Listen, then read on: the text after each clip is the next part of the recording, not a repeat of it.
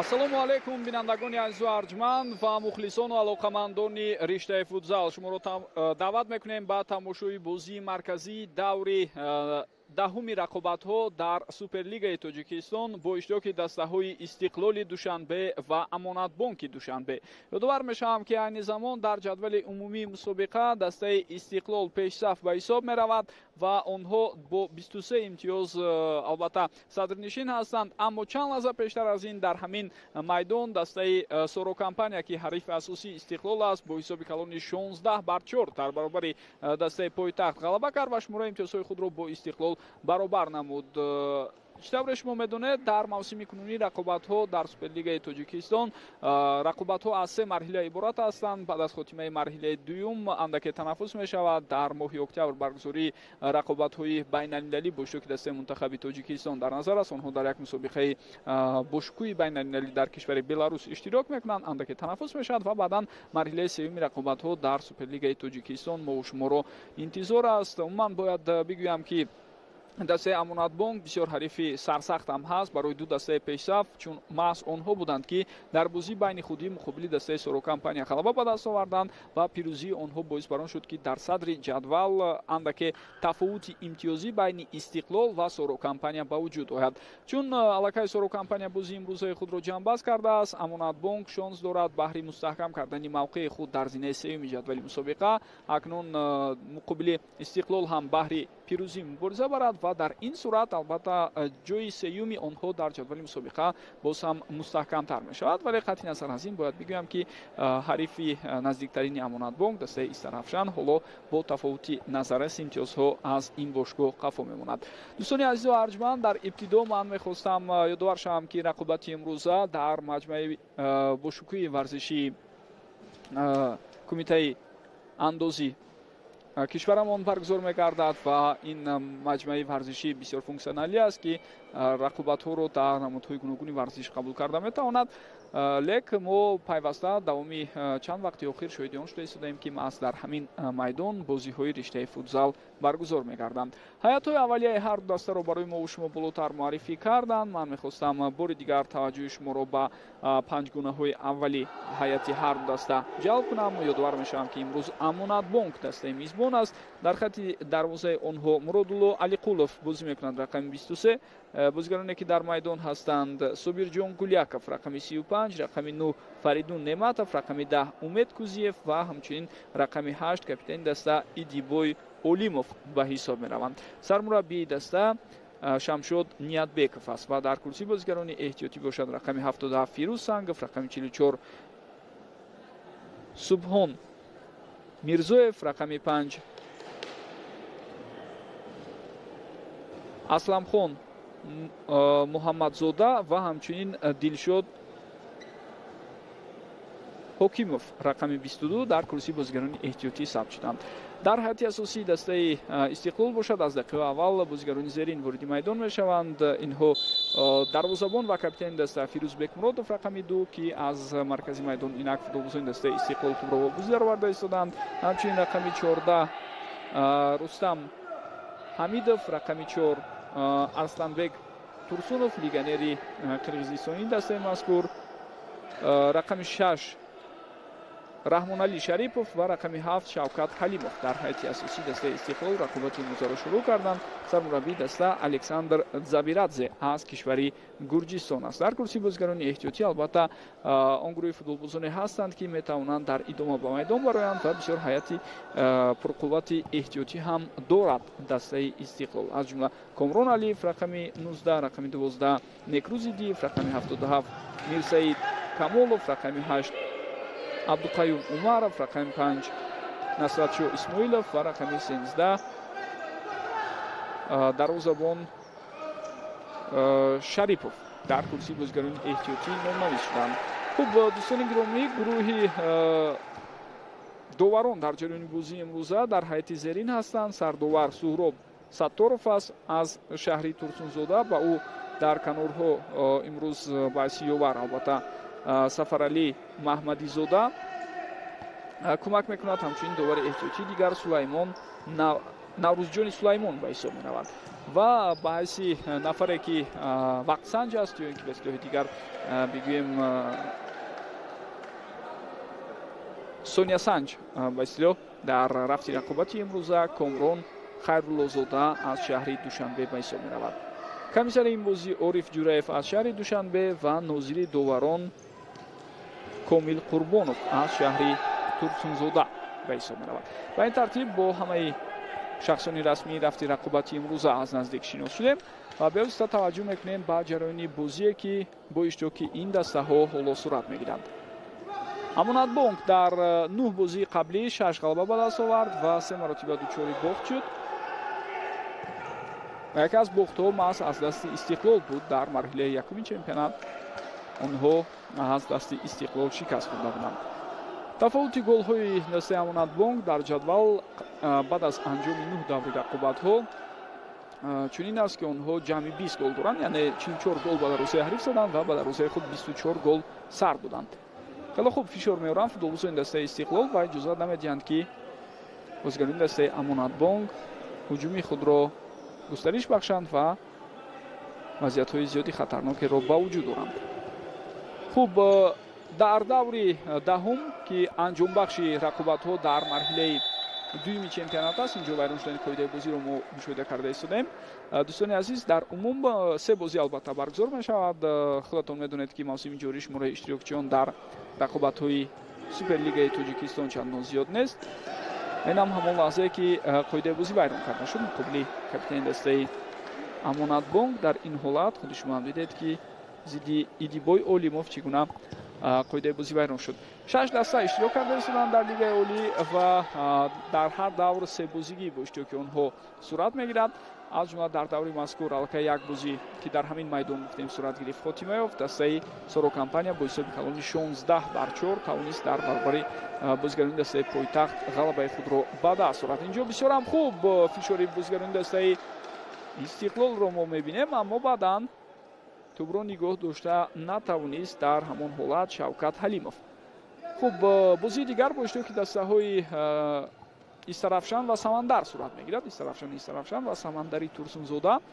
سمندر با همراهی دسته پایتخت دو دسته ضعیفترین مسابقه هستند. حالا آنها با شماره کمترین امتیازهای به دست آوردهشان پایتخت 4 و سمندر 3 خال در زینه‌های آخرین جدول جا گرفتند. اصلا باید بگویم که طبق ترتیبات موسم جاری در رقابت‌های سوپرلیگ تاجیکستان 3 دوره یعنی 3 مرحله مسابقه ها برگزار می شود و بعد از خاتمه آن دوستان گرامی 4 دسته پیشرفت، دسته یکم با چهارم و دسته دوم و سوم با هم میدانداری میکنند برای گویم ادامه راه قهرمانی در مسابقه. و بعدا باید این نکته را اشاره کنم که قاعده بازی بیرون شد در این حالت و خیلی خوب مشاهده میشد که رستم حمیدوف هنگامی مبارزه با فوتبال بازی حریف قاعده بازی رو ویران کرد. در این حالت خود شما هم دیده ایستادید مقابل صابرجان گولیاکوف. بار دیگر میتوانید ببینید این لحظه رو چگونه صابرجان توپ رو از بین پایهای ارسلانبek تورسونوف گذراند و بعدا همدسته او رستم حمیدوف قاعده بازی رو ویران کرد. خوب دوستان گرامی ترتیب همون طوری که گفتیم بعد از خاتمه مرحله سوم 4 دسته پیشرفت معین میشوند. 2 دسته نوکم از ادامه رقابت ها محروم میمونند و دسته یکم با چهارم دسته دوم با سوم در دور نیم نهایی با هم بازی میکنند و بعدا غالبان به فینال میبرند. سپس برای معین کردن چمپیون سلسله بازی ها صورت میگیرد، یعنی تا 3 پیروزی یکی از دسته ها و به این ترتیب بعدا غالب رو معین میکنیم. و این ترتیبی است که در چند سال اخیر مدام با همین ترتیب البته رقابت ها در رشته فوتزال در بازی های سوپرلیگ تاجیکستان برگزار کرده می شود. و از کرسی بازیگران احتیاطی دسته استقلال چطور ما دیدیم گروه بازیگران دیگر وارد میدان شدند، از جمله نصرتشاه اسماعیلوف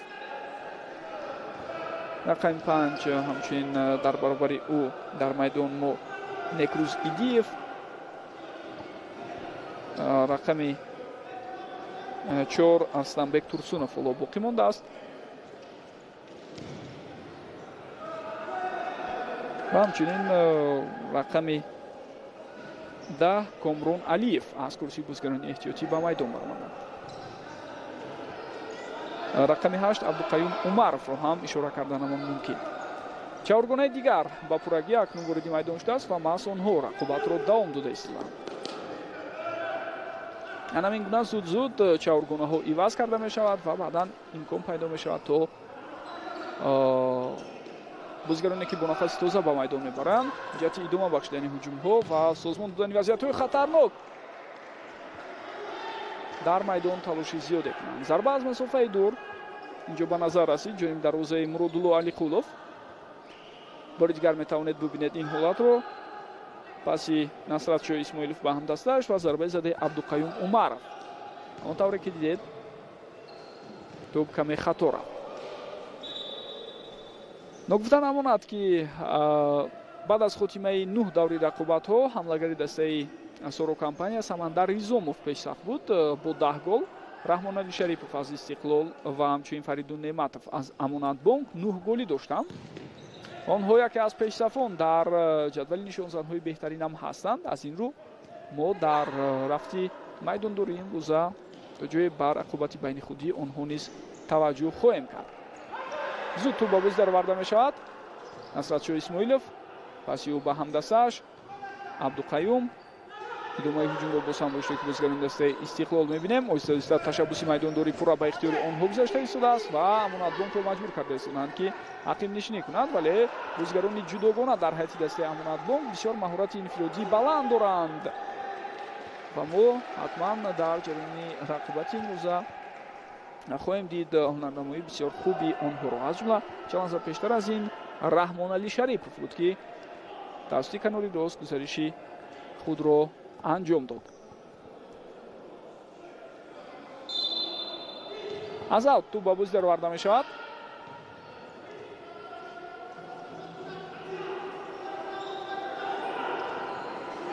тӯб дар ихтиёри бозгарони дастаи Амонатбонк.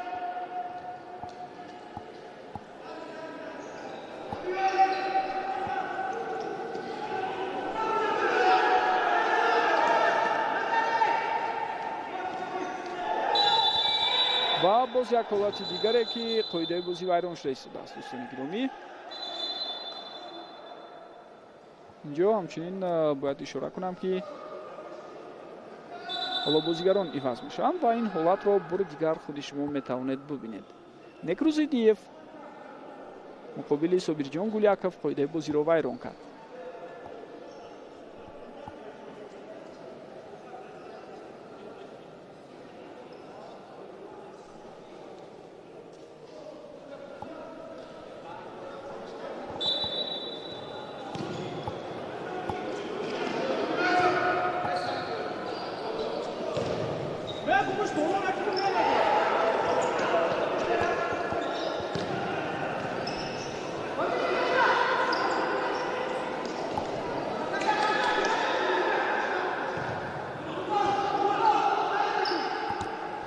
бозгарони дастаи Истиқлол ҳоло бо тӯб ҳастанд ва инҷо акнун ҳамон тавре ки мебинем зарба аз масофаи дур иҷро мешавад, аммо хато ва боз як ҳуҷуми дигар бо ҳамин ҷанбаст шуд.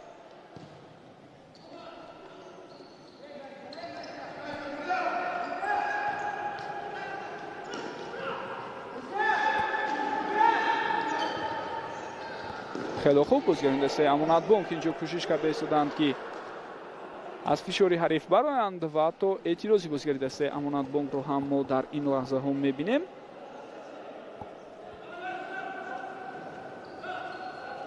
Субҳон Мирзоев ишора мекунад ки зидди ӯ қоидаи бозӣ вайрон шуд, аммо довари асосии рафти рақобати имрӯза Зуҳроб Сатторов ба ин фикр розӣ нест. фурсати навбатӣ, зарба ва дарвозабон тавре мебинед Муродулло Алиқулов ин зарбаро бармегардонад.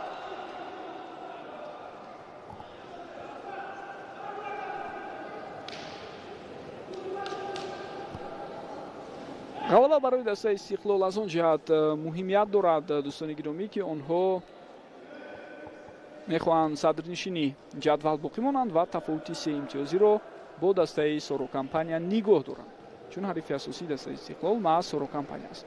аммо тақдири чемпионӣ дар на ин марҳила, на дар марҳилаи сеюм ҳаллу фасл мешавад, балки дар марҳилаи охир вақте рақобатҳои гуфтем плей-офф баргузор мешаванд, даври нимниҳоӣ, баъдан ниҳоӣ. онҷо мо шоҳиди он хоҳем шуд ки дар мавсими 2023 дар Суперлигаи Тоҷикистон кадом даста ғолиб мебарад. соли гузашта Истиқлол хеле ҳунарнамоии хуб нишон дода буд. бо вуҷуди бошгоҳи навташкил буданаш дар баробари дастаи Сипари Хуҷанд муборизаи арзанда буд ва тавонист дар ниҳоят то ба финал равад, вале аз дасти Сорокампания онҳо мағлуб шуда буданд. инҷо ҳеҷ чиз нест, мегӯяд довар, бозиро давом додан мумкин. Умед Кузиев пас медиҳад ба ҳамдастааш, лек ҳамон тавре ки мебинем дар идома ба Субҳон Мирзоев муяссар нашуд ки гузариши худро давом диҳад.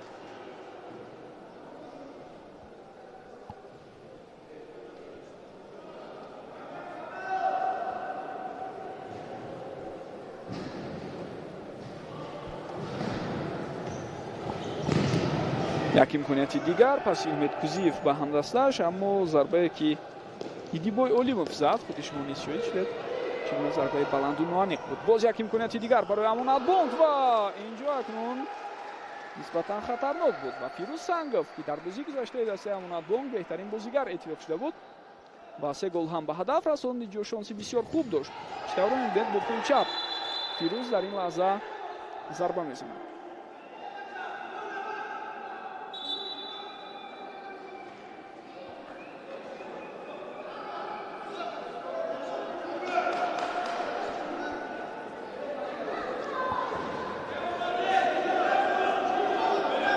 хуб лаҳзае ки каме баҳсҳо ба вуҷуд меояд дар ин вазъият. читавре мебинем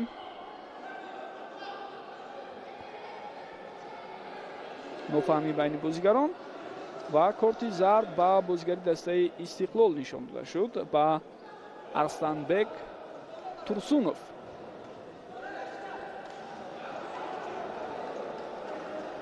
ҳамчунин ба Султон Мирзоев ҳам корти зард нишон дода мешавад.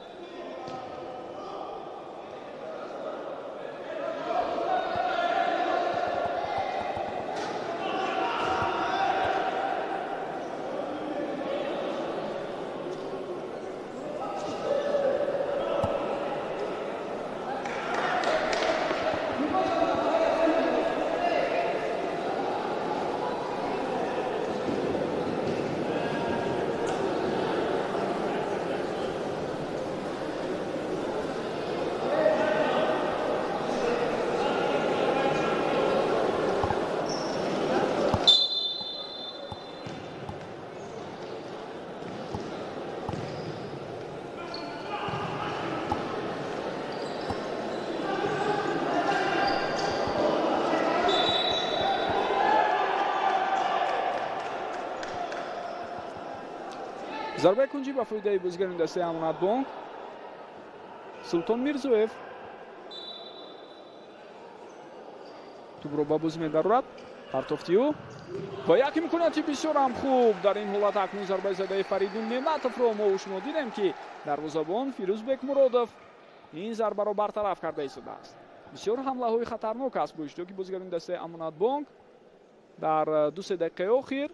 ва бинед чӣ гуна хавфу хатар зиёд буд. На медонед инҷо дарвозабон не, балки ҳамдастаи ӯ дар ҳамон ҳолат зарбаро бартараф кард. Раҳмоналӣ Шарипов буд ки тӯбро аз майдон берун намуд. Истиқлол дар ҳол мехоҳад бо ҳуҷуми ҷавобӣ ҷавоб гардонад ба ҳамлаҳои бисёр хатарноке ки чанд лаҳза пештар аз ин Амонатбонк дошт.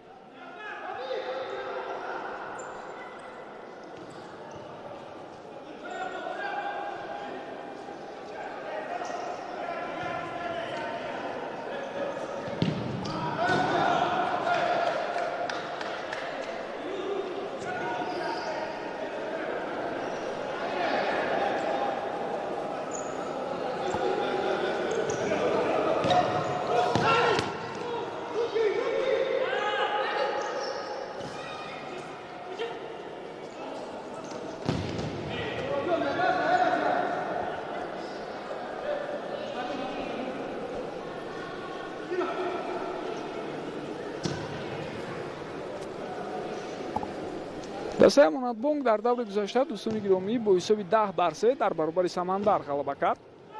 инҷо боз як тӯбрабои дигар аз сӯи бозгарони дастаи Истиқлол. имконияти бисёр хуб буд. агар Шавкат Ҳалимов дар ҳамон лаҳза метавонист тӯбро ба ҳамдастааш равон кунад.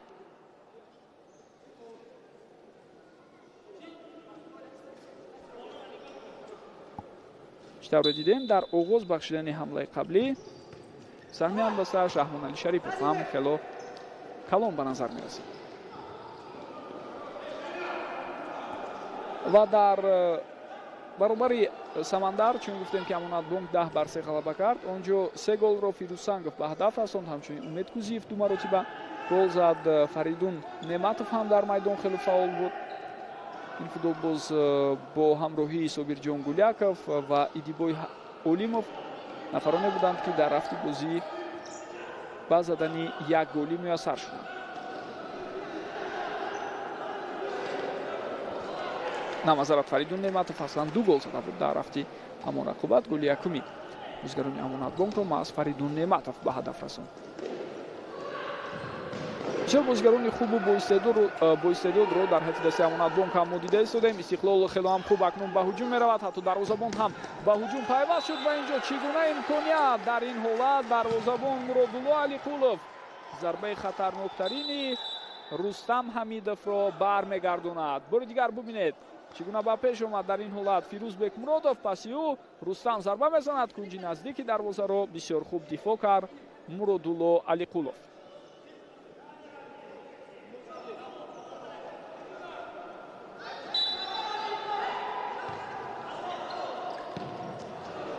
имконияти хуби зарбазанӣ буд, аммо ҳамон тавре ки мебинем дар ин лаҳза Шавкат Ҳалимов наметавонад зарбаи маҳкаму қавие баъд аз партофти ҳамдастааш ҷони дарвозаи ҳариф равон кунад. дувар ишора мекунад ки хато нест, бозӣ бояд давом ёбад, аммо Умед Кузиев дар ҳамон лаҳза ишора мекард ки на, аслан зидду қоидаи бозӣ вайрон шуда буд. хуб бозгарони амонатбонк тӯбро нигоҳ медоранд. бисёр ҳаракатҳои зебо аз сӯи Собирҷон Гуляков ва баъдан тӯб аз ихтиёри бозгарони дастаи амонатбонк берун шуд.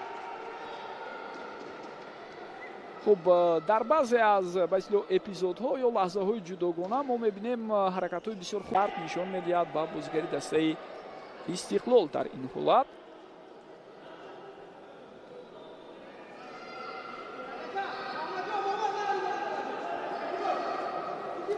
ё на?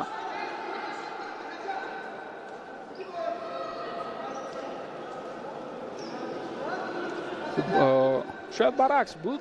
корти зард ба бозигари дастаи амонатбонк нишон дода шуд. ба Идибой Олимов, бале, нафаре ки бо рақами 8 бозӣ мекунад. зарба аз масофаи дур аз вазъияти стандартӣ ҳамон тавре ки дидед куллан хато рафт. ва аслан гӯем дар ҷараёни рақобатҳои футзал хело кам ҳолатҳое мешавад ки мустақиман аз вазъияти стандартӣ зарбаро ҷони дарвоза равон кунанд. бештар тавассути таркибборойиҳо, тавассути созмон додани ҳуҷумҳои хатарнок ва пасҳои кӯтоҳу миёна ба якдигар мехоҳанд ҳамлаҳои ҷолиберо ба вуҷуд оранд. довар боз як хатои дигари бозгарони амонатбонкро дар ин ҳолат мушоҳида мекунад. қоида вайронкунии навбатӣ бубинед дар кадом ҳолат сурат мегирад.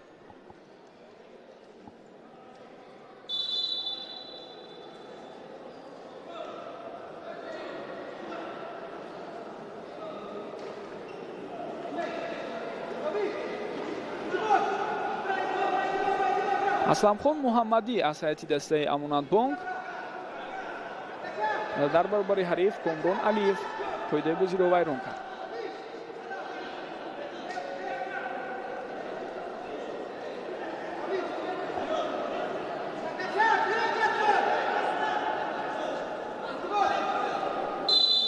вазъияти стандартии навбатӣ бо шӯки бозгарони дастаи Истиқлол ин дафъа чӣ гуна истифода мебаранд. зарба боз ҳам рост иҷро мешавад ва ҳамон тавре ки мо шумо дида истодаем Абдуқаюм Умаров зарбаро равон кард.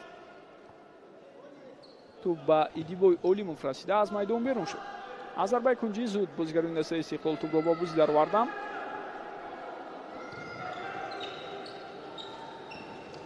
истиқлолиҳо бештар ташаббусро ба дасти худ гирифтанд ва ҳуҷумҳои хатарнок маҳз бо иштироки онҳо зиёдтар ба назар мерасад дар тӯли чанд дақиқаи охир.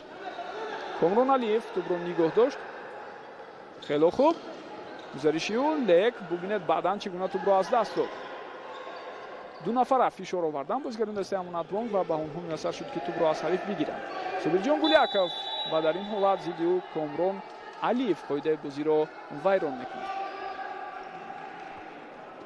як бори дигар мебинем ин муборизаи ду футзалбози дастаҳои Истиқлол ва Амонатбонкро.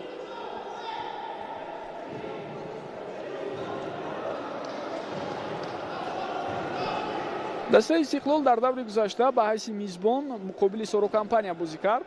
ин бозии марказии даври нуҳуми Суперлигаи Тоҷикистон буд ва бозӣ 3-3 мусовӣ хотима ёфт. мисле ки дар марҳилаи якуми чемпионат ҳам рақобати байни худи ин ду дастаи даъвогар бидуни муайян кардани ғолиб ҷамъбаст шуда буд. дар ин рақобат низ ҳамин тавр. Собирҷон Гуляков то ба охири мубориза мебарад ва тӯбро нигоҳ медорад. ҳарчанд фишор зиёд аст, вале Собирҷон хело хуб аз ин ҳолат баромада истодааст. ва баъдан чӣ тавре дидед Комрон Алиев тӯбро аз майдон берун кард. Некрӯз Идиев ва Комрон Алиев дар якҷоягӣ мубориза бурданд, аммо танҳо аз назди Собирҷон Гуляков дар лаҳзаи охир Комрон Алиев тӯбро дур кард. хуб инҷо чӣ? инҷо акнун бозӣ бо даст ҳисобида мешавад ва Собирҷон Гуляков ҳарчанд эътироз баён мекунад, аммо довар қабул надорад ин хатои ӯро. таваҷҷӯҳ кунед ҳангоме ки афтид ба гумони он ки қоидаи бозӣ вайрон шудааст тӯбро бо дасташ дошта мегирад. ҳарчанд пештар аз инам ҳангоми афтиданаш ан ҳамин ҳолат тӯб ба дасти ӯ расида буд. албатта шубҳаҳо ҳастанд дар мавриди ин қарори довар ки то куҷо ҳамин вазъиятро дуруст дида метавонист довар, аммо ӯ қарори ниҳоии худро баровард ва бо ҳамин ҳамчун гӯем ҳолати вайрон шудани қоидаи бозӣ аз сӯи бозигари дастаи Амонатбонк ҳамон лаҳза шарҳ дода шуд. дӯстони гиромӣ, дар рафти бозӣ бо Сорокомпания дастаи Истиқлол дучори мушкилӣ шуд аз нигоҳи ҳисоб. гап дар сари он ки Муҳаммад Раҷабов аз ҳайати Сорокомпания дар дақиқаи 12 дастаашро ба пеш баровард. баъд аз 1 дақиқа Абдуқаюм Умаров ҳисобро 1-1 кард. сипас Али Муҳибиён аз ҳайати дастаи Сорокомпания дигар бора ҳам дастаашро ба пеш баровард ва Рустам Ҳамидов ҷавоб гардонд дар дақиқаи 21 ва баъдан аз ҳайати дастаи Сорокомпания дар дақиқаи 25 Некрӯз Али Маҳмадов кортисол гирифт ва аз майдон хориҷ карда шуд. инҷо ҳуҷуми бозигарони дастаи Амонатбонк ҷамъбаст мешавад ва чӣ тавре дидед Умед Кузиев аз ин имконияти худ истифода бурда натавонист. хуб дар лаҳзаҳое ки Сорокомпания як нафар кам буд, самаранок аз ин имконияти худ Истиқлол истифода бурд. чӣ тавре медонем муддати хориҷ кардан дар майдон 2 дақиқаро ташкил мекунад дар футзал ва ё то голе ки ҳариф ба ҳадаф мерасонад. ва чун Истиқлол дар дақиқаи 26 гол зад, онҷо Раҳмон Алишарипов ба задани гол муваффақ шуд ва Истиқлол дар ҳисоб ба пеш баромад 3-2 ва як бозӣ бо иродавии бисёр хубу арзандаро нишон доданд. 2 маротиб камбек карданд, чӣ тавре гуфтем. лек баъдан дар поёни рақобат ба ҳар ҳол боз ба Сорокомпания муяссар шуд ки ҳисобро баробар кунад ва Муҳсин Муҳаммадзода голи сеюми дастаи Сорокомпанияро ба дарвозаи дастаи Истиқлол зад ва бо ҳамин набарди асосӣ, набарди марказӣ ки метавонист дар ҷадвали мусобиқа боз ҳам дар сурати пирӯзии ин ё он даста гӯем хело тағйиротҳоро ба вуҷуд орад. мусовӣ 3-3 бидуни муайян кардани ғолиб ҷамъбаст шуд ва беҳтарин бозигари ҳамон рақобат аслан бозигари дастаи Истиқлол Рустам Ҳамидов эътироф шуд. ҳоло дӯстони гиромӣ, акнун тайм-аут гирифта мешавад.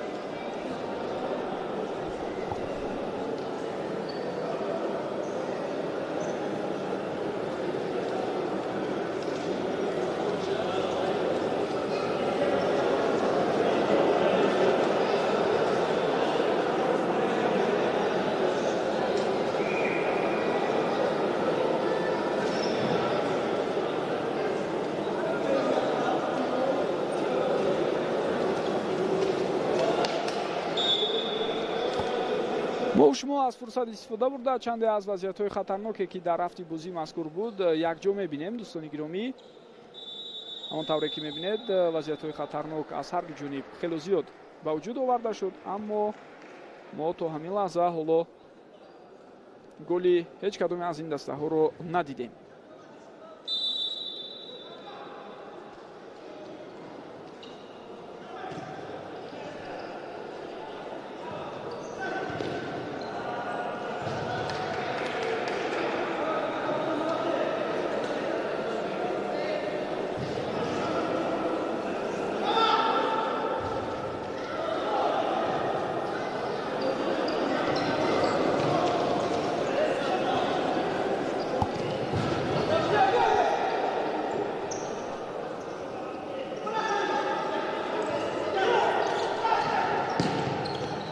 ва фурсати беҳтарин дар ин ҷо акнун барои бозигарони дастаи Истиқлол, аммо зарбае ки аз масофаи бисёр наздик зада мешавад, бубинед боис ба гол ҳам нашуд.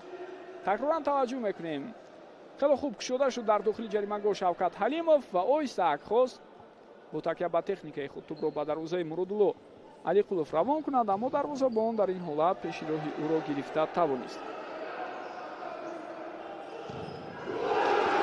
ва ҳуҷуми хатарноктарине ки ин лаҳзаҳо мо бо иштироки Амонатбонк мебинем. акнун бибинед дар натиҷаи ин ҳуҷум зарбаи задаи Умед Кузиев хело баланд меравад. Истиқлол фишорро зиёдтар мекунад, бозӣ хело ҳам ранги дигар гирифт. дӯстони гиромӣ, ва Шавкат Ҳалимов хело хуб фикр карда буд, аммо тӯбро то ба Турсунов расонида натавонист ва ин ҷо акнун бозигари дастаи Истиқлол қоидаи бозиро вайрон карда истодааст.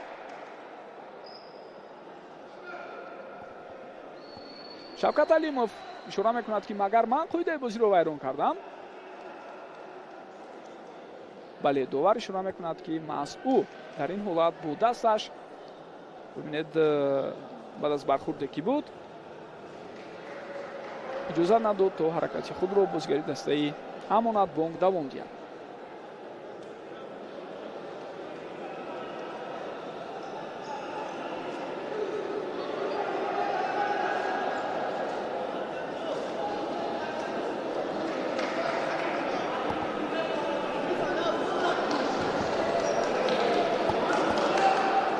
خب شماره قاعده ویرانکنی‌ها دوستان گرامی به این ترتیب از 5 تا زیاد شد و ما و شما همون طوری که می‌بینیم اینجا دابل پنالتی تعیین کرده می‌شود. امکاناتی بسیار هم خوب، ضربه و از این فرصتی خود استفاده بردن نمی‌توانند بازیگران امانتبانک. شانسی بهترین بود برای فریدون نعمتov، ولی فریدون در این حالت ضربه را کمی خطا اجرا کرد. در فوتزال همون طوری که می‌دونید دوستان گرامی شماره قاعده ویرانکنی‌ها به اعتبار گرفته می‌شود و وقتی اون از 5 تا زیاد می‌شود در یک قسم رقابت قاعده ویرانکنی ششم با همین گونه دابل پنالتی جزا داده می‌شود. به این حالت که اکنون بازیگران دسته استقلال امکاناتی بسیار خوب داشتند، ولی حریف ببینید امید کوزیف در این وضعیت پیش روی بازیگری دسته حریف رحمان علی شریفов رو گرفته توانست. باز یک امکانات دیگر، ضربه خطرناک و گل. ضربه خطرناک و گل در دقیقه 16 بازی و استقلال با همین با پیش میبرد. رحمان علی شریفov با زدن این گل موفق شد. دوستان گرامی بعد از یک ضربه محکم و قوی که او از مسافه دور روان کرد، توپ به دروازه مرادالله علیقولov وارد شد. بار دیگر میبینیم این حالت رو. ضربه نصرتشاه اسماعیلov برمیگردد و در ادامه هجوم با ضربه بسیار هم قوی و محکمی رحمان علی شریفov جنباز کرده شد و او گل رو برای همدستانش تقدیم کرد. اینجا هجوم نوبتی خطرناک و حساب 0-2 میشود و دوستان گرامی این دفعه گل رو کامران علیف به هدف میرساند. خیلی خوب، ضربه از مسافه دور از جانب کامران نتیجه بخش بود و خود شما هم میتوانید ببینید. مرادالله کنوری راست رو کمی آزاد گذاشت، ضربه زمین نوکی اجرا می شود و مرادالله علیقولov امکان پیدا نمیکند که این ضربه را برگرداند. هرچند او نیز دروازه‌بان سطحی بسیار خوب است، ولی در لحظه قبلی همانطوری که ما شما دیدیم آزوده برطرف کردن ضربه نبرآمد.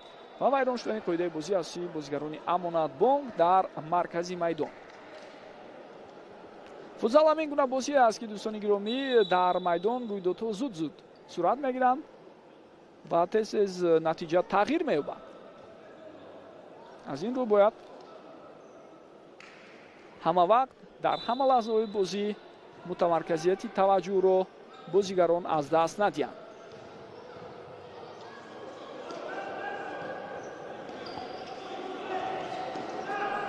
ногуфта намонад ки дар ҷараёни моҳи ҷорӣ инҷо имконияти навбатӣ ва чӣ гуна голи зебо Комрон Алиев дубл карда истодааст. дӯстони гиромӣ, Истиқлол бубинед чун роҳи дарвозаи дастаи Амонатбонкро пайдо кард, калиди кушодани дарвозаи онҳоро ёфт, пай дар ҳам голборон карда истодааст дарвозаи Амонатбонкро ва ин дафъа баъд аз як ҳуҷуми бисёр зебову дидание ки мо шоҳид мешавем. таваҷҷӯҳ кунед бори дигар. Насратшоҳ Исмоилов пас медиҳад ва Комрон Алиев ки ӯро озод монда буданд бозигарони дастаи Амонатбонк дар дохили ҷаримагоҳашон голи сеюмро ба дарвозаи дастаи Амонатбонк равон карда истодааст. аслан Амонатбонк чандон бозии бад нишон намедиҳад. лек дар се ҳуҷуми хатарнок онҳо сари вақт пеши роҳи нафаре ки зарба мезанад аз ҳайати дастаи Истиқлол гирифта натавонистанд ва яке паси дигаре голҳоро ба дарвозаи худ сар медиҳанд. хуб, инҷо акнун шумораи қоида вайронкуниҳои дастаи Амонатбонк ҳам дӯстони гиромӣ аз 5 гузашт ва дабл пеналти таъин карда мешавад. имконияти бисёр хуб барои дастаи Истиқлол то ин ки тафовутро дар ҳисоб боз ҳам зиёдтар кунад.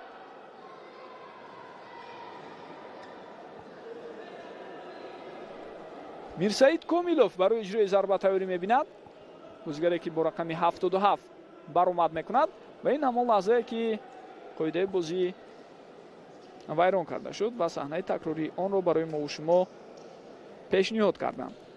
Фирӯз Сангов дар лаҳзаи қаблӣ сурати худро боздошта натавонист ва рафта ба бозигари ҳариф бархӯрд. имконият барои дастаи Истиқлол ва хоҳем дид ки дабл пеналтиро онҳо чӣ гуна истифода мебаранд. на, медонед зарба хато рафт дар ин ҳолат ва ин нуктаро ҳам бояд қайд кунам ки ҳар ду даста аз имкониятҳои худ дар дабл пеналти истифода бурда натавонистанд. ибтидо Амонатбонк ва акнун дастаи Истиқлол. бозӣ давом ёбад мегӯяд довар. бозигарони Истиқлол бо ту бастанд ва партофти бисёр хатарноки Насратшоҳ Исмоилов то ба ҳамдастааш рафта нарасид. хуб, дастаи Истиқлол дар моҳи август як ҷамъияти таълиму тамринӣ ё ба ислоҳи дигар метавонем бигӯем бозиҳои рафиқонаи байналмилалӣ ҳам доир кард. дӯстони гиромӣ, онҳо бар муқобили яке аз бошгоҳҳои маъруфи футзалии кишвари Озарбойҷон ки то ба даври нимниҳои Лигаи чемпионҳои Аврупо рафтааст ва ҳамчунин дар худи чемпионати Озарбойҷон ҳам чандин маротиба қаҳрамон шудааст. Ораз Нахчивон ду бозии санҷишӣ доир кард. дар бозии якум Истиқлол бо ҳисоби 5-2 ғалаба кард, аммо дар бозии дуюм бозигарони Истиқлол бо ҳисоби 4-1 шикаст хӯрданд. умуман ҳунарнамои бисёр хуби истиқлолиҳо дар бозии якум аз ҷониби бисёриҳо яъне мутахассисони футзали Озарбойҷон таърифу тавсиф шуд. дар бозии дуюм албатта баъзе аз ҷузъиётҳо буданд ки мо аз худи мураббиён ва дигар бозигарони бошгоҳи футзали Истиқлол шунидем дар бораи онҳо, яъне баъзе аз омилҳое ки берун аз майдони футзал буданд таъсири худро ба ҳар ҳол расониданд ва рафти ҳамон бозӣ махсусан ба кори довар шубҳаҳо пайдо шуд. дар баъзе аз ҳолатҳо баҳои медодаи ӯ ба вазъият хело фарқкунанда буд аз ҳолатҳои мушобеҳи он ва хулоси калом мо ҳамин гуна вазъиятро дидем. инҷо корти зард ба Насратшоҳ Исмоилов нишон дода мешавад баъд аз қоида вайронкуние ки чанд лаҳза пештар аз ин аз сӯи ӯ дида шуд. ва бубинед дар ин лаҳза акнун бевосита ҳамдигар нофаҳмии бозигарони дастаи Амонатбонк зиёдтар боз ҳам ба чашм расида истодааст. хуб, инҷо маълум буд акнун вайрон шудани қоидаи бозиро мо мебинем ба корти зард ба Собирҷон Гуляков.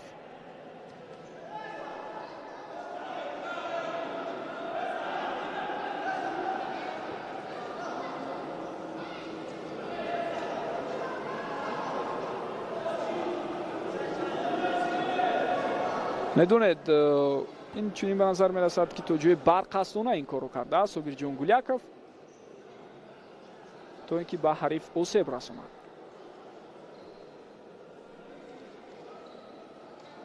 ба назари ман бозигарони касбӣ чи дар футзал бошад, чи дар футбол ва чи дар намудҳои дигари варзиш набояд ба худ иҷоза диҳанд то ба ҳариф ба ҳамин тартиб гӯем бархурд кунанд ва ё бисёр дағалона муқобили ҳарифи худ бозӣ намоянд. хуб, ҳар як қоидавайронкунии баъдӣ баъд аз 5 доштани шумораи қоидавайронкуниҳо бо дабл пеналти ҷазо дода мешавад. дӯстони гиромӣ, шумо низ ин қоидаи футзалро хеле хуб медонед. хуб, зарбаи навбатӣ ва ин дафъа акнун бехато истифода мебаранд бозигарони дастаи Истиқлол аз дабл пеналти ва Абдуқаюм Умаров ҳамдастоваашро дигар бора шоду хурсанд мекунанд. голи чоруми бозигарони Истиқлол ба ин тартиб ба қайд гирифта шуд. як бори дигар мебинем. пеш аз Абдуқаюм читавре гуфтам Мирсаид Комилов зарба зада буд аз ҳайати Истиқлол, аз дабл пеналти истифода бурда натавонист ва пештар аз ӯ бошад аз ҳайати дастаи Амонатбонк Фаридун Неъматов ҳангоми ҷирои дабл пеналти муваффақ нашуд. ба ҳамон ҳолате ки Фаридун Неъматов аз дабл пеналти истифода набурд, аслан дӯстони гиромӣ он ҷо ҳисоб ҳоло шуда нашуда буд ва баъдан мо пай дар ҳам се голи бозигарони дастаи Истиқлолро дидем. аз ҷумла ду дафъа Комрон Алиев гол зад.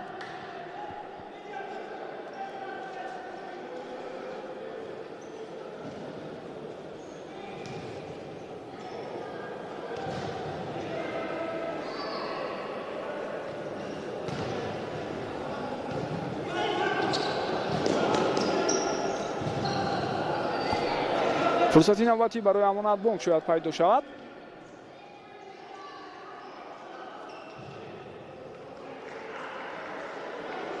Фаридун Неъматов баъд аз он ки тӯбро аз даст дод то ба охир мубориза бурд ва маҳз талошҳои ӯ боис бар он шуд ки авт кор кунад дастаи Амонатбонк. Собирҷон Гуляков тӯбро нигоҳ медорад. Рустам Ҳамидов бошад ба ӯ фишор оварда истодааст ва бубинед чӣ гуна муборизаи сахту ҷиддӣ инҷо ба назар мерасад. қоидаи бозӣ вайрон шуд ва ин қоида вайронкунӣ дӯстони гиромӣ боис бар он мешавад ки дабл пеналтии навбатӣ таъин гардад ҷониби дарвозаи Истиқлол. таваҷҷӯҳ кунед бори дигар Собирҷон Гуляков тӯбро маҳкам мекард аз ҳариф ва ниҳоятан инҷо то ҷое метавонем бигӯем ки ӯ ба ҳадафи худ расид. бо ин роҳ мехост албатта фол кор кунад ва ҳамин ҳолат ҳам дида шуд. хуб, аз имконияти навбатӣ акнун чӣ гуна истифода мебарад Амонатбонк? ин саволест ҳоло барои мову шумо норӯшан. худи ҷабр дида тасмим гирифтааст ки дар ин ҳолат зарбаро иҷро кунад.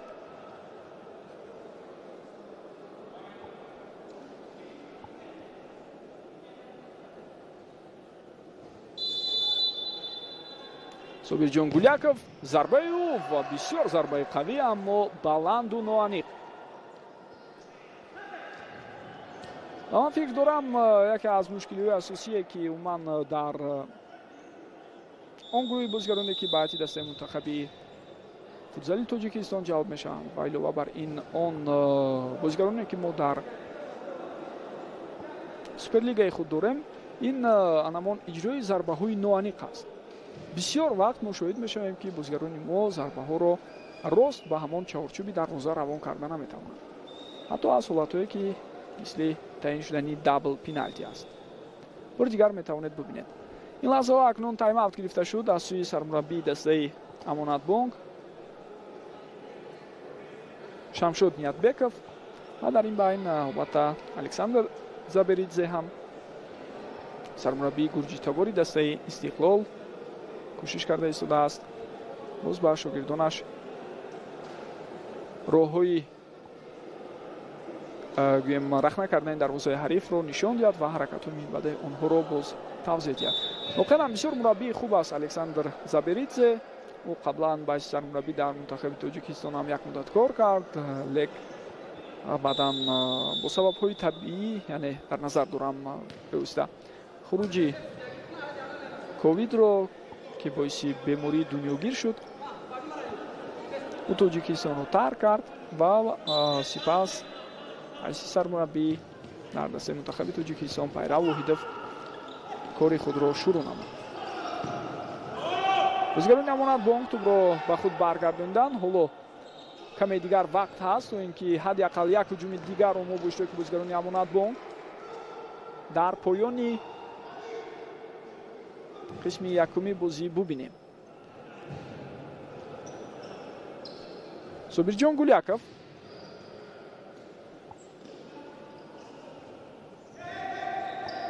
фурсати идома додани ҳамла, аммо то рафт вақт камтар боқӣ монда истодааст. Дар футзал ҳамин гуна аст ки баъд аз хотима ёфтани вақти асосӣ дигар чизе илова карда намешавад. аз ин рӯ бояд каме агар мехоҳанд ҳуҷуми худро ба нуқтаи ниҳоӣ расонанд саросима бошанд. бо ҳамин дӯстони гиромӣ нимаи якум ҷамъбаст мешавад. ҳисоб 0-4 ба фоидаи дастаи Истиқлол аст ва истиқлолиҳо тавонистанд дар даҳаи дуюми рақобат 4 голи беҷавобро ба дарвозаи дастаи Амонатбонк зананд. бо ҳамин мо шумо ҳамон тавре ки шоҳид мешавем бартарӣ дар рафти рақобати имрӯза баъд аз хотимаи қисми якум ба пуррагӣ дар ихтиёри бозигарони дастаи Истиқлол аст. чанд лаҳза танаффус мекунем ва баъдан бармегардем барои тамошои қисми дуюми рақобат бо иштироки дастаи Амонатбонк ва ҳамчунин Истиқлол.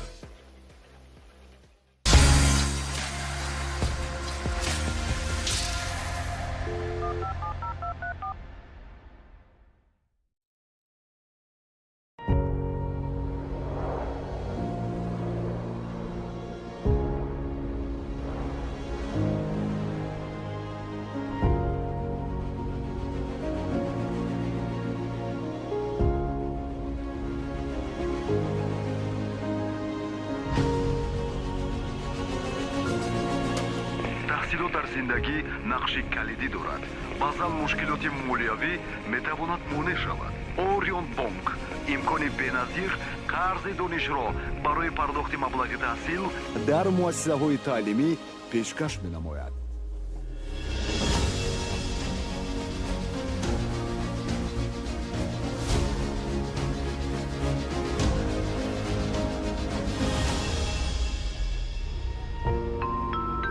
мусофирони муҳтарам, хатсайри СЗ 234 Москва-Душанбе ба фурудгоҳи байналмилалии шаҳри Душанбе фуруд омад.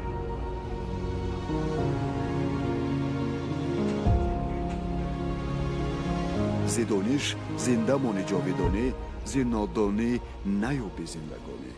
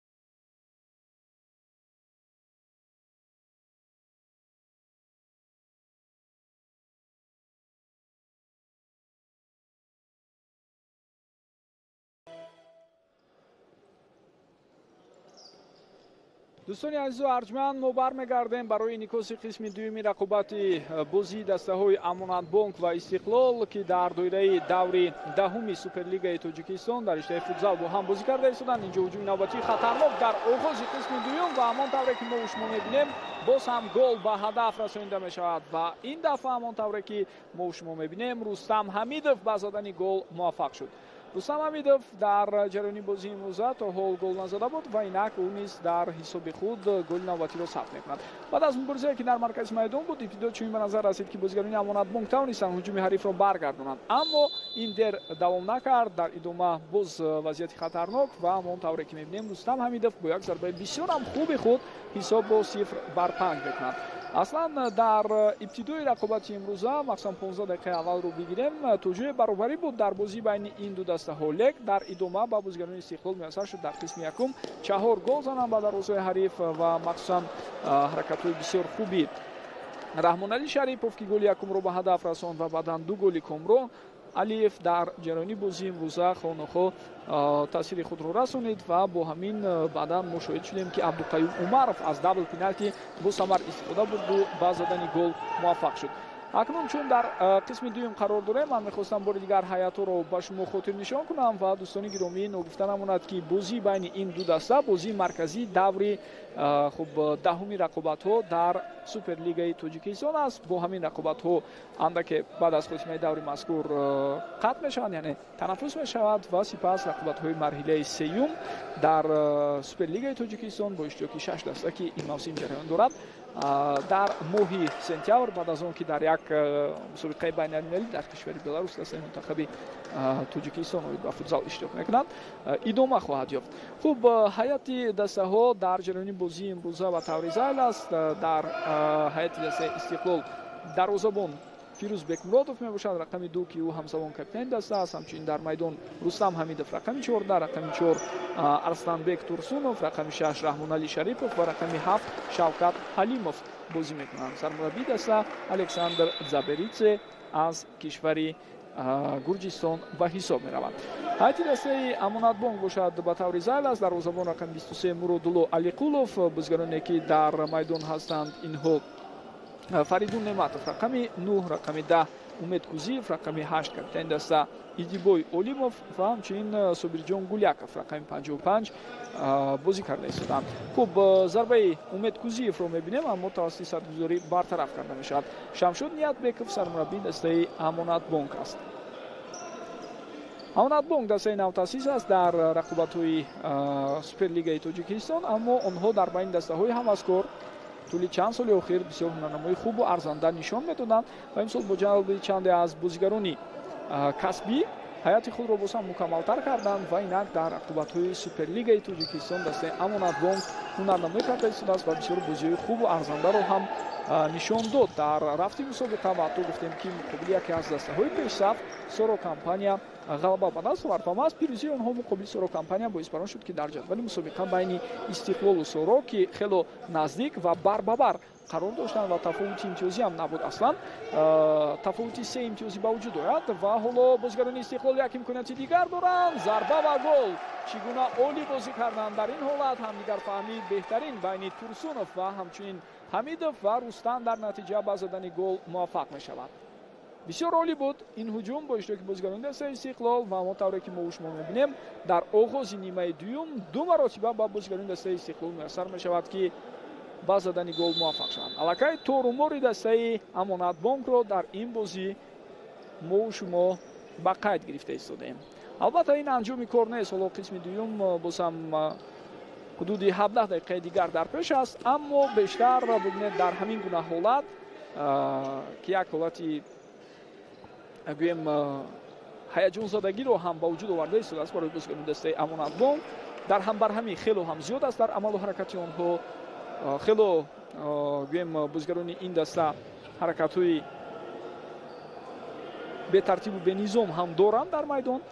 бештар бо такя ба ҳунару маҳорати инфиродии худ бозигарони ҷудогона ҳаракат карда истоданд. умуман бозии дастариро намебинем ва ин хонохо баъдан боз метавонад мушкилиҳои зиёдеро барои ин даста ба вуҷуд орад ва истиқлол аз он саваранок истифода бурда боз ҳам метавонад тафовути голҳои худро бештар кунад дар ҷараёни набарди имрӯза. ва дар ин ҳолат акнун бибинед тӯбро дар майдон нигоҳ дошта натавонист ҳамдастаи Насратшоҳ Исмоилов. Насратшоҳ дар ҳамон ҳолат ба Абдуқаюм Умаров пас дода буд. хело гузариши хуб аз ҷониби Фирӯз Сангов ва дар ин ҳолат ҳамон тавре ки мебинед зарбаи задаи ӯ бо расиш ба бозигари ҳариф каме баландтар менавад. бори дигар мебинем Фирӯз дар ин ҳолат зарба зад. албатта садгузории ҳариф боис бар он шуд ки самти зарба тағйир ёбад. Собирҷон Гуляков тӯбро нигоҳ медорад ва бубинед дар мубориза то ба охир. дар ин ҳолат Комрон Алиев хело ба ӯ фишор овард, аммо дар ниҳояти кор тӯбро гирифта натавонист.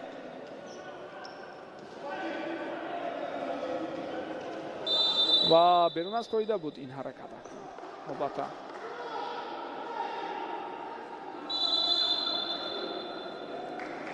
инро ҳам дарк карданамон мумкин.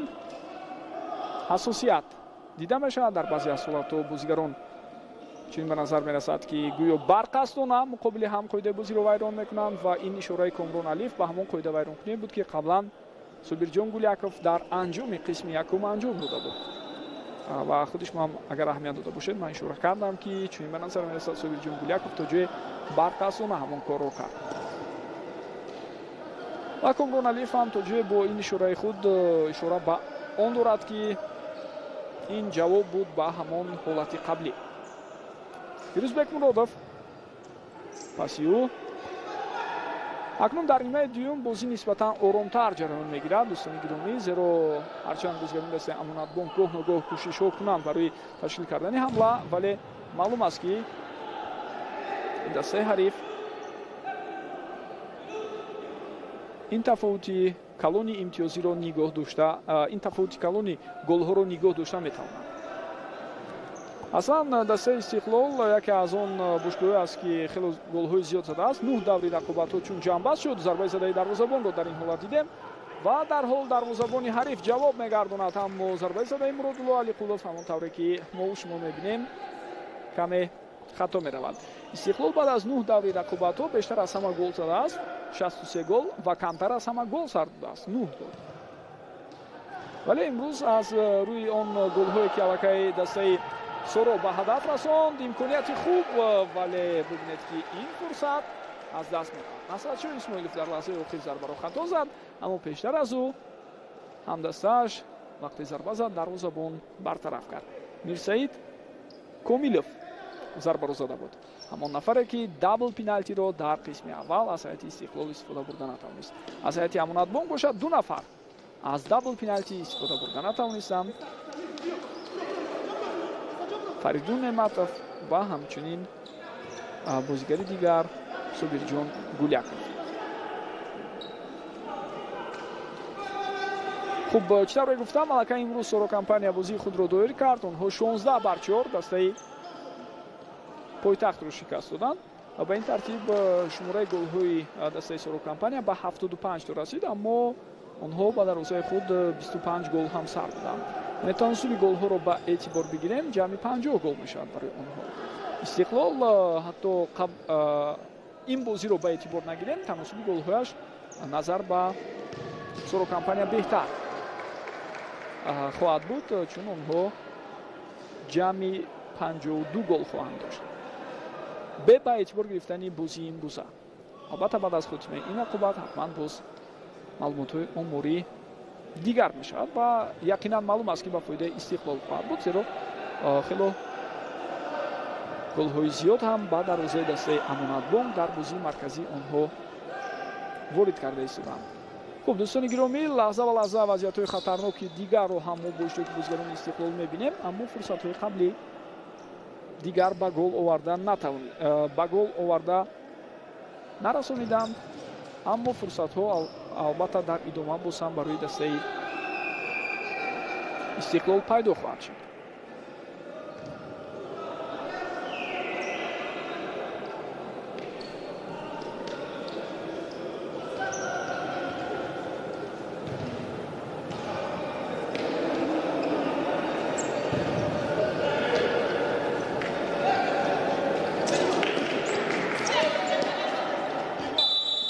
бисёр муборизаи ҷиддӣ, аммо довар ишора мекунад ки дар ин ҳолат акнун қоидаи бозӣ ҳангоми ба ҳуҷум гузаштан аз ҷониби Идибой Олимов вайрон шуд. бори дигар бубинед.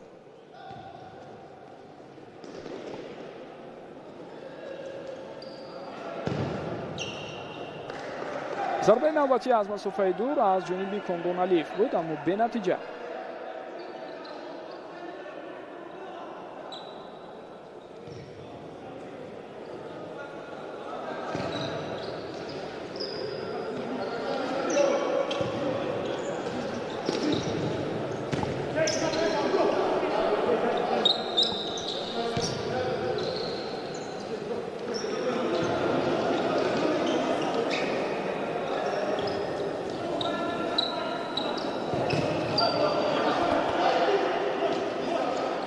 талошҳои навбатии бозигарони Амонатбонк натиҷа надод. оромона бозигарони Истиқлол акнун тӯбро ба даст оварданд ва ҳуҷуми навбатии худро шурӯъ мекунанд, аммо ҳангоми партофт ба самти Турсунов онҳо низ ба хато роҳ доданд.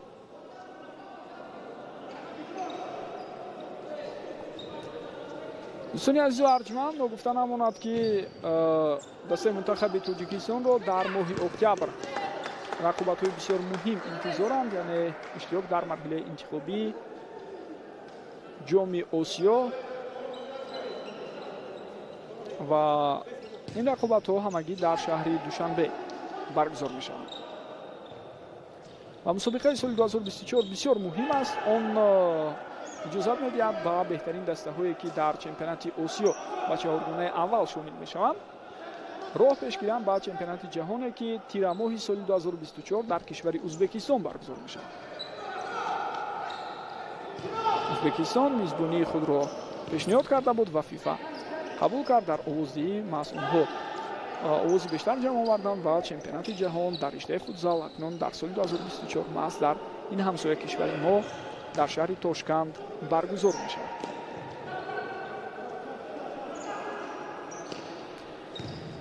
ва ба андешаи бисёре аз мутахассисон дастаи мунтахаби футзали Тоҷикистон бо он рушде ки таи солҳои охир дорад, аз ҷумла дар охирин чемпионати Осиё мо ба панҷгона шомил шудем, имкон пайдо мекунад то баҳри ба даст овардани рохат ба чемпионати ҷаҳон мубориза барад. воқеан агар бозигарони мо тавонанд ба ҳамин кор ноил шаванд, пас ин бузургтарин дастовард дар риштаи футзал хоҳад буд барои мо дар даврони соҳиби истиқлолӣ. ҳамчунин ин нуктаро ҳам месозад ёдовар шавам ки мо асlan натиҷаи баландтаринамон дар чемпионати Осиё ин баромадан то ба даври чаҳорякнивӣ аст. توپ در اختیار بازیکنان دسته استقلال باقی میماند. حالا ادامه هجومی آنها رو میبینیم. تورسونوف مجبور شد به قفا پاس دهد و اینجا اکنون ضربه کنجی به فایده دسته امانتبانک است.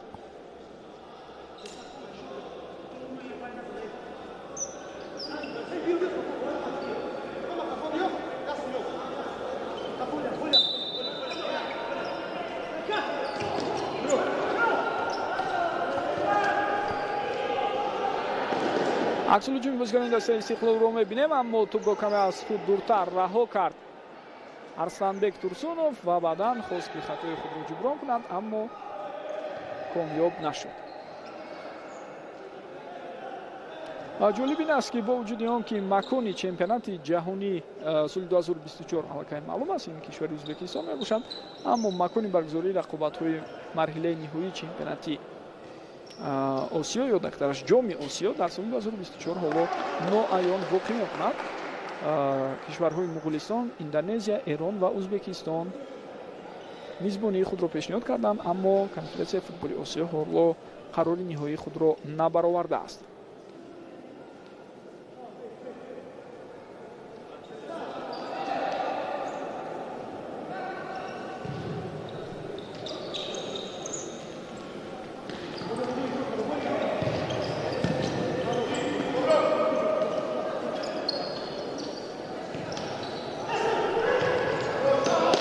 خیلی خوب. شوکت حلیموف پاسی او به همدستش، اما کمی پاس رو خطا داد. کامران علیف هم اشاره کرده است که در دیگر نقطه او پاسی همدستش رو انتظار. خب دوستان گرامی، من یادآور میشم که 7 اکتبر دسته منتخب تاجیکستان در مرحله انتخابی جام آسیا 2024 در رشته فوتبال در شهر دوشنبه بازی نخستین خود را دایر میکند. حریف دسته منتخب هندوستان است. در گروه ما همچنین میانمار و فلسطین هستند. بعد روز 9 اکتبر ما بر مقابل فلسطین بازی میکنیم و 11 اکتبر تاجیکستان بر مقابل میانمار بازی خواهد کرد. خب الکای گروه ها تقسیم شدند. در مرحله انتخابی غالبان گروه ها حتما راه پیدا میکنند و علاوه بر این دسته هایی که جای دوم رو اشغال میکنند امکان دارند به مرحله نهایی برند، ولی نه همه آنها.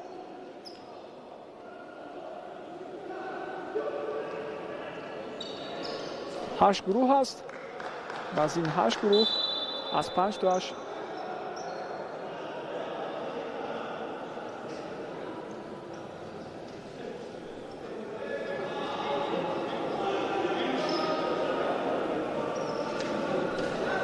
امکان می شود دسته ها به مرحله بعدی صعود نمایند.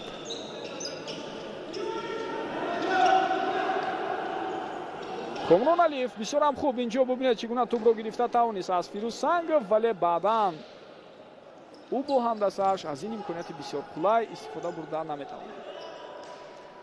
گفتن هماند که فیروز سنگف دوستان گرامی از هیئت دسته سورو کمپانیا با اجاره داشته است به هیئت دسته امانت بانک. حالا در هیئت باشگاه مذکور او هنرنمایی کرده ایستاده است.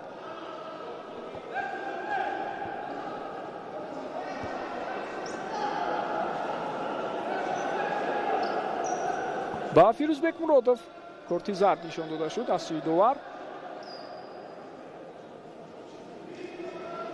بار دیگر میبینیم برای کدام قاعده ویران کنی، برای همین حالتی که او با پورگی از خط میانه میدان گذشت.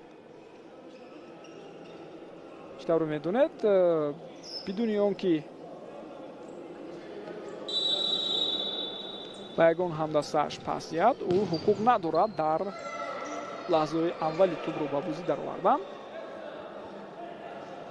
با پورگی از نیمه میدان بگذرد و در این حالت اکنون ضربه زده فیروز سنگف رو ما شما میبینیم که خطا میرود.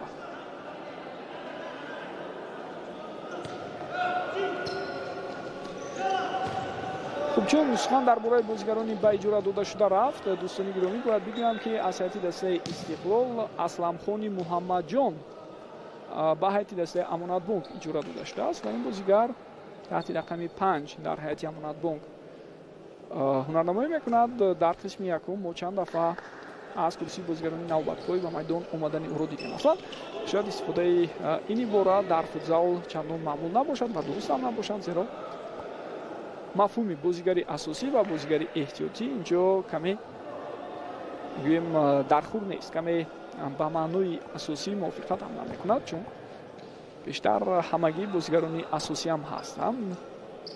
زود همدیگر رو عوض کرده رقابت میکنند در میدان. چیزی نیست میگوید داور. گزارش امید کوزیف رو ما از کنار چپ دیدیم و با همین هجوم نوبتی دسته امانت بانک به نتیجه جمع بست شده است.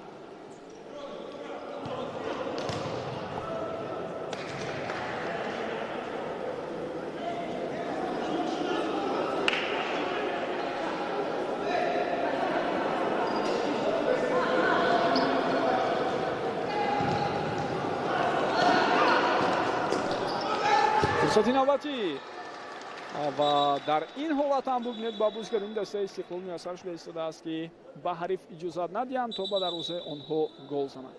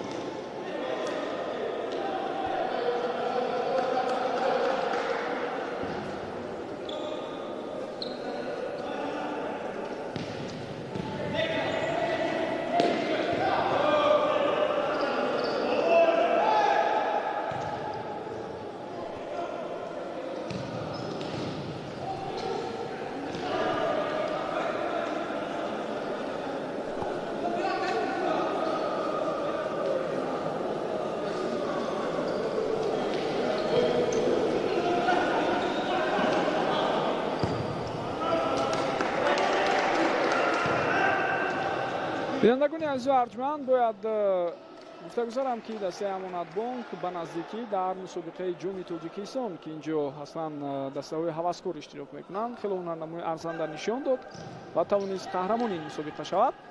албатта дар ҳайати дастаҳо иштироки то 2 бозигаре ки касбӣ ҳастанд иҷоза дода шуда буд. ва дастаи амонатбонк хеле ҳунарнамои хуб нишон дод дар рафти мусобиқа. дар финал онҳо Орионбонкро шикаст доданд. ва соли гузашта ҳамчунин даста дар моҳи декабр ба финали ҷоми тоҷикистон баромада буд. аммо онҷо аз бошгоҳи Сорокомпания онҳо шикаст хӯрданд. ман давоми солҳои охир чӣ тавре ман болотар ишора кардам, бошгоҳи футзали амонатбонк хеле ҳунарнамои хуб нишон медиҳад дар мусобиқаҳои гуногуне ки баргузор шуда истоданд ва имсол акнун тасмим гирифтанд дар Суперлига баромад кунанд ва хеле ҳунарнамои хубро ҳам мо то ин лаҳза бо иштироки дастаи мазкур мебинем. шояд ба истиснои ҳамин бозӣ ҳатто дар 10-12 дақиқаи аввали бозии имрӯза ҳам зидди Истиқлол чандон бад набуданд. ва ин ҳолате ки акнун баҳсҳоро ба вуҷуд меорад. чӣ тавре дидед бархурди Мирсаид Комилов ба Собирҷон Гуляков дида шуд. дар натиҷа каме нофаҳмӣ, аммо зуд доварон ин нофаҳмиро ҳам рафт карданд.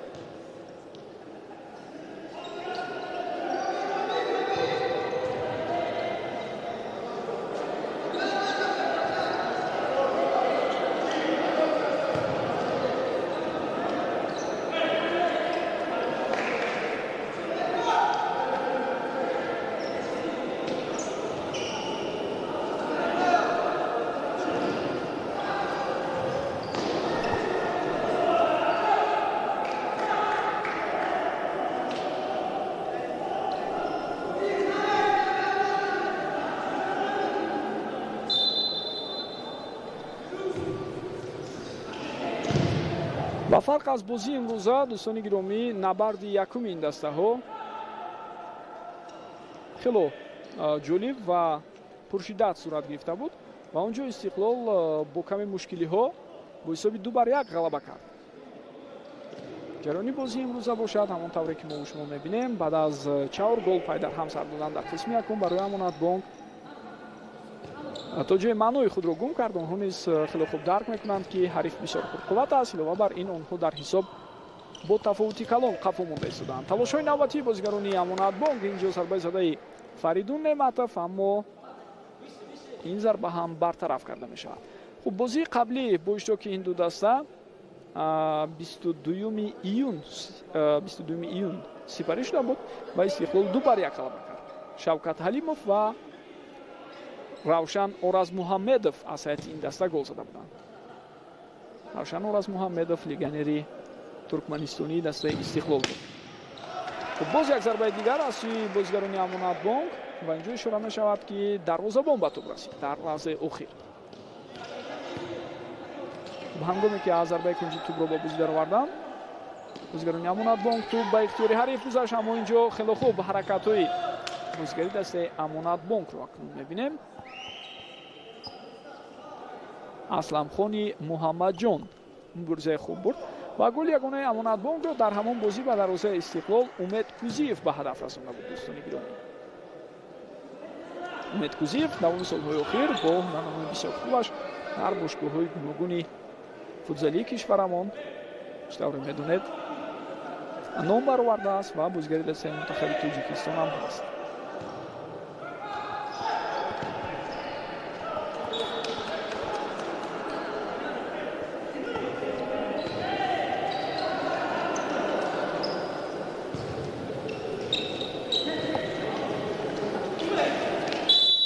маълум аст ки инҷо акнун қоидаи бозӣ вайрон шуд.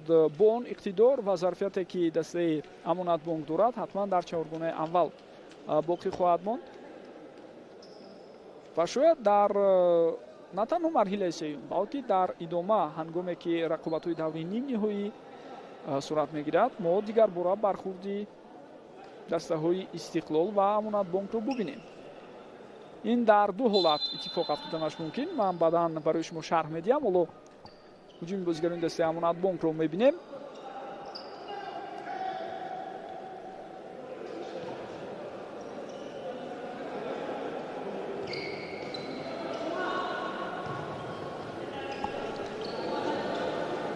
дастаи якум бо чорум ва дастаҳои дуюму сеюм бо ҳам дар даври нимниҳоӣ рӯбарӯ мешаванд.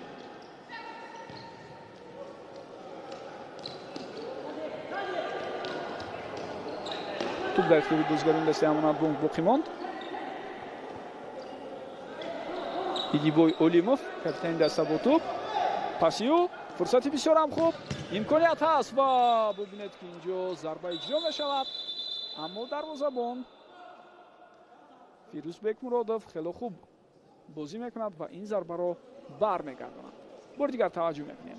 Паси Идибой Олимов ба ҳамдастааш ва Фаридун Неъматов зарба зад.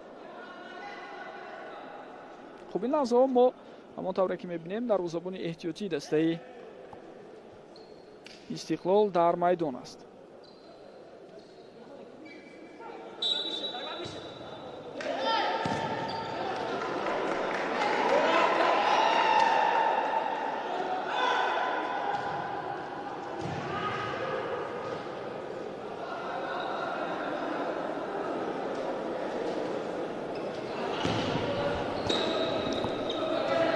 маълум аст ки вақте рафти бозӣ чунин ранг мегирад, истоди мураббиён ҳам ба бозигароне ки нисбатан камтар ҳунарнамоӣ карданд вақт медиҳанд то дар майдон бозӣ кунанд ва таҷриба касб намоянд.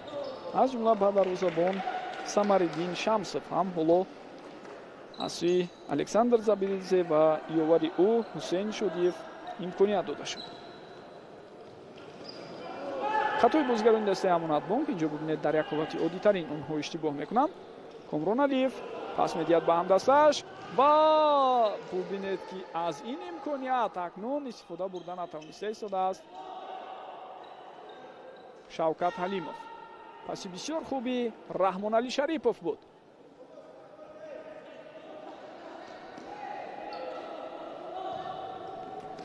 чаҳор даъвогари асосӣ барои чаҳор зинаи якум дар мусобиқа маълум ҳастанд. инҳо Истиқлол, Сорокомпания, Амонатбонк ва Истаравшан.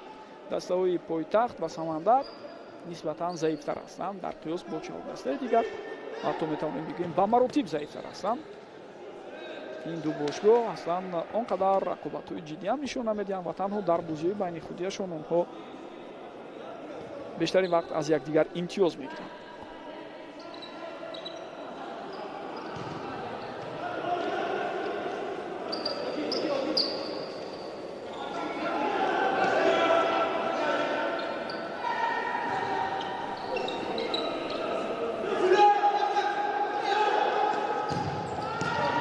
Муродулло Алиқулов зери фишор қарор гирифт, аммо ба ҳар ҳол аут ба фоидаи дастаи Амонатбонк аст. дастаи Амонатбонк ки имрӯз ба ҳайси мизбон бозӣ карда истодааст, албатта мехоҳад ҳадди ақал ба дарвозаи ҳариф як гол занад. ва бо талоши задани голи шармшикан онҳо ҳаракат карда истоданд то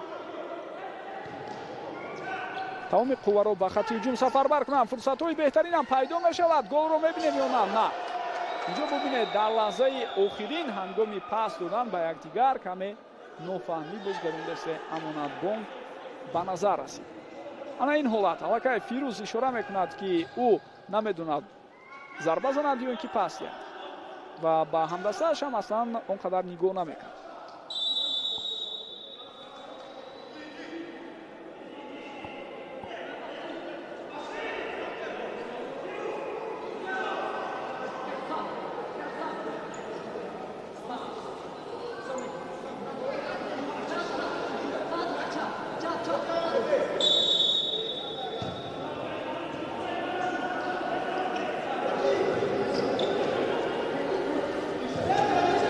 ба пуррагӣ акнун Истиқлол маҷбур аст барои нигоҳ доштани дахнопазирии дарвозаи худ талошҳоро давом диҳад ва онҳо бештар дар гирду атрофи ҷаримагоҳи худ қарор доранд. пешгоҳии зарбаҳои ҳарифро ба ин тартиб гирифтан мехоҳанд ва Амонатбонк бошад дар ин байн ҳаракат карда истодааст. он холигиҳои хурде ки ба вуҷуд меояд аз онҳо самаранок истифода барад. Умед Кузиев ва зарбаи задаи ӯ бори дигар мебинем дарвозабон ҳам сейви бисёр зебое анҷом медиҳад. Самариддин Шамсов.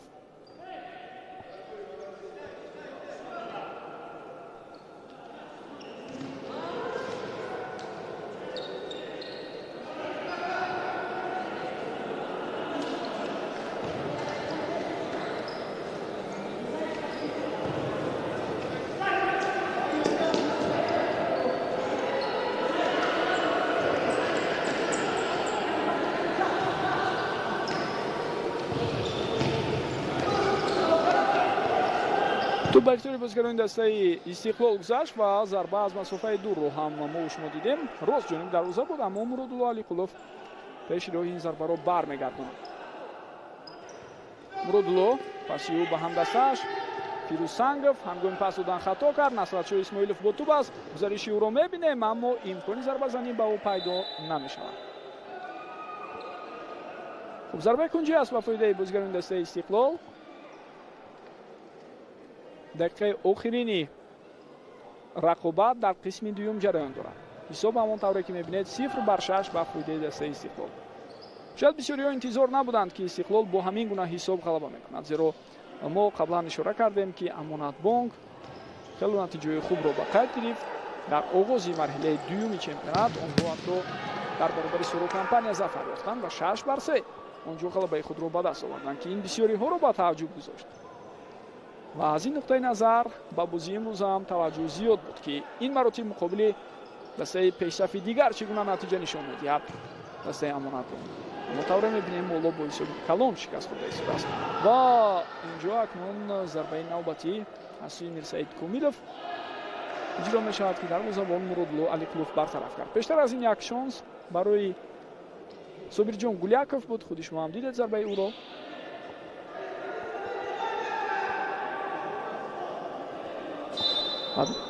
همان ضربه خطا هم رفته بود. وقت اونقدر زیاد باقی نمانده است دوستان گرامی.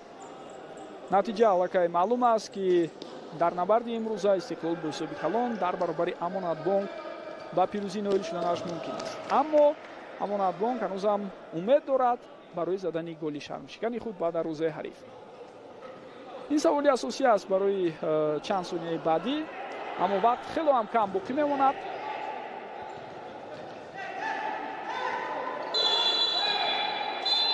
و دوستان گرامی با همین تمام، با همین صدای نیویی هشتکی داور سهراب ستارов هم بلند میشد و اون از انجام رقابت مرکزی دور دهم که انجام بخش بازی‌های مرحله دوم چمپیونات است ما و شما را در جریان گذاشته ایستاده است.